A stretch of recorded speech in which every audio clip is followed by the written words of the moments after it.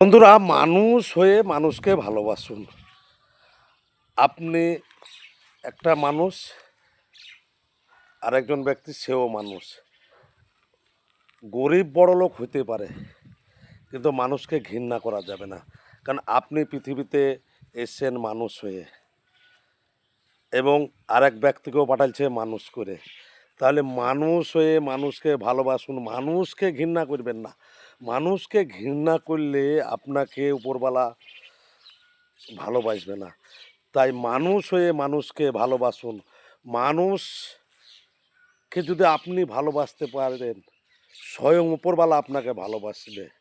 কারণ আমরা এই কারো পাল্লায় পড়ে, কারো প্রলোভনে পড়ে মানুষ মারধর করা, তারপর মানুষকে ওপর অবিচার অন্যায় করা, এটা থেকে বিরত থাকতে হবে। আমিও মানুষ, সেও মানুষ। মানুষ হয়ে মানুষকে ভালোবাসাটাই উপরওয়ালা সেই ব্যক্তিকে ভালো চোখে দেখবে এবং সেই ব্যক্তিকে উপরওয়ালা ভালোবাসে। গরিব বড়লোক হইতে পারে, গরিব বড়লোক বলে যে গরিব মানুষটাকে ঘৃণা করবো সেটা করলে চলবে না।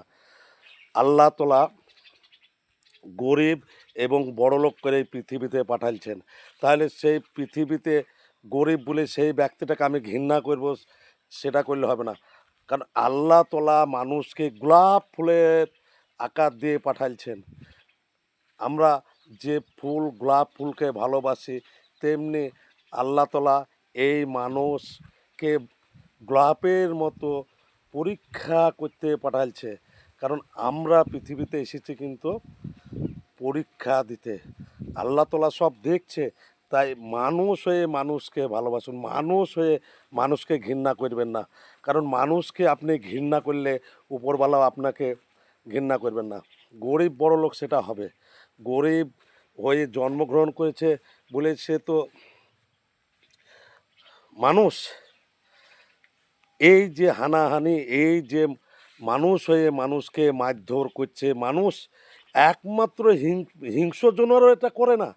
হিংস্রজনেরাও মানুষকে মারে না, একমাত্র মানুষ হয়ে মানুষকে মারছে।